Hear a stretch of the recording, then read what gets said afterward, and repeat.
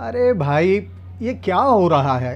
प्रदेश कांग्रेस अध्यक्ष जीतू पटवारी ने ऐसा कौन सा गुनाह कर दिया कि भाजपा उनके पीछे हाथ धोकर पड़ गई है? एक तस्वीर सामने आई और भाजपा पिल पड़ी।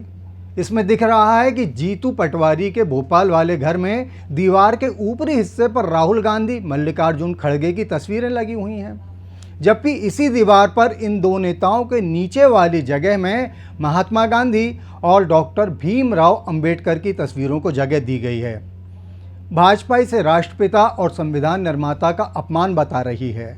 वो मांग कर रही है कि इसके लिए कांग्रेस को देश से माफ़ी मांगना चाहिए। अच्छा, कल्पना कीजिए, ये तो सभी जानते हैं कि आइजैक न्यूटन ने गुरुत्वाकर्षण का नियम बनाया। कहते हैं कि एक बगीचे में पेड़ से गिरे सेब को नीचे आता देखकर न्यूटन ने इस नियम की खोज कर ली। अब मान लीजिए कि उसी समय दो घटनाएं हो जाती, इधर एक पेड़ से सेब टपकता और दूसरे से कपास का टुकड़ा, तो पहले क्या नीचे आता? सेब ही आता ना। क्यों आता? क्योंकि उसका वजन कपास यानी रुई से अधिक है। तो इतनी सी बात भाजपा को समझ क्यों नहीं आ रही? अरे भाई, महात्मा गांधी और डॉक्टर अंबेडकर का वजन तो राहुल गांधी या खड़गे से बहुत अधिक है।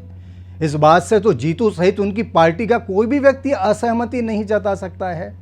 तो फिर मुमकिन है कि पटवारी के घर में बापू और बाबा साहेब की तस्वीरें पहले ऊपर ही लगी होंगी, लेकिन अपने वजनदार व्यक्तित्व के चलते वो थोड़ा नीचे आ गए और उन जितने वजनदार न होने के कारण राहुल और खड़गे ऊपर ही रह गए।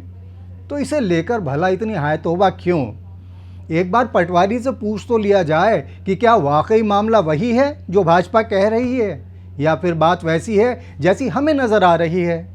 हाँ, एक बात समझ से परे है, वो ये कि पटवारी के घर की इसी दीवार पर टंट्या मामा की तस्वीर को गांधी और खड़गे के बगल में स्थान क्यों दिया गया है? क्योंकि देश की आज़ादी की लड़ाई में महान आदिवासी नेता टंट्या भील ने बापू और अंबेडकर से पहले ही बड़ा योगदान दिया था। वो पहले स्वाधीनता संग्राम में देश के लिए शहीद हो गए। तो फिर ऐसा क्या हुआ कि जीतू के मकान की इसी दीवार पर कपास और सेब की तरह वाला गुरुत्वाकर्षण का नियम टंट्या भील की तस्वीर पर लागू होता नहीं दिख सका? ये वाकई शोध का विषय है कि यह गलती दीवार की है या फिर मामला कुछ और है। खैर, भाजपा वालों को चाहिए कि एक बार एक साथ सेब और रुई गिराकर देखें। शायद वे प्रकृति के वजन वाले न्याय को समझकर पटवारी को माफ़ कर सकें। बाकी हर बात पर सियासत नहीं करना चाहिए।